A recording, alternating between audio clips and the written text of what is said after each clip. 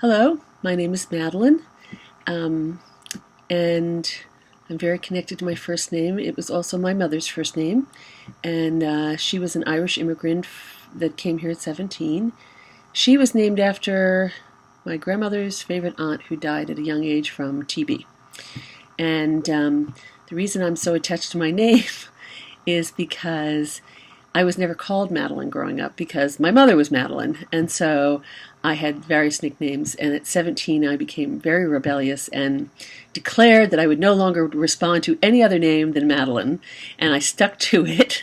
And there are maybe one or two very elderly women who are my friends' parents who I let off the hook.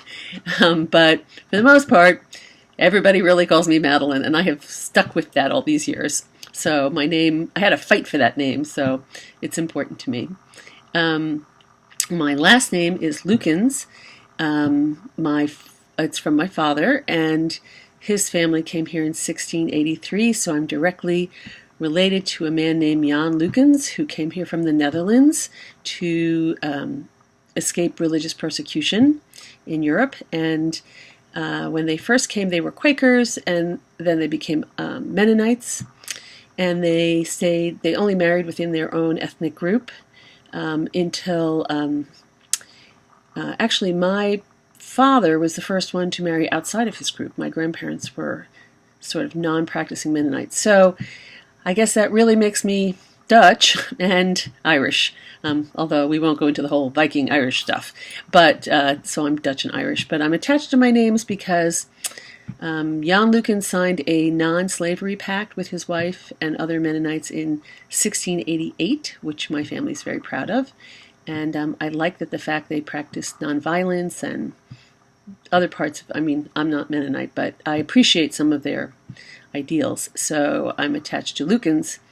And my small anecdote is that when I was married, I had a different last name.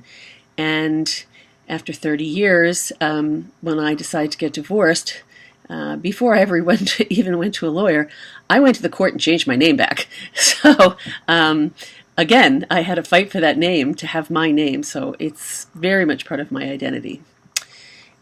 Three things that describe me would be, first off, mother. I'm a mother of two children. They're not children anymore. They're 27 and 30. But that has informed my entire life, and still does, because I still live with one of them. The secondly would be an identity would be student. In 2013, after a 40-year hiatus, I went back to college and have been in school since then, and here I am at Columbia, which for me is a big point of pride, having sort of flunked out in 1970 something. So student is very much part of my identity. And the third thing is the word resiliency. I am all about resiliency. I had to learn it at a late age, and I didn't even know I had it, and I found it. And my kids tease me that I paint my face blue and run into battle.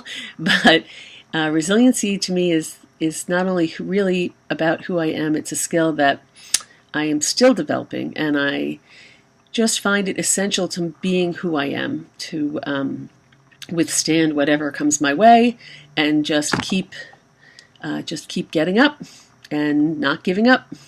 And so I would say those are the three identities that really are essential to who I am. And I just want to say I'm looking forward to meeting everybody in the class, and very excited about it. And I'll talk to you all soon.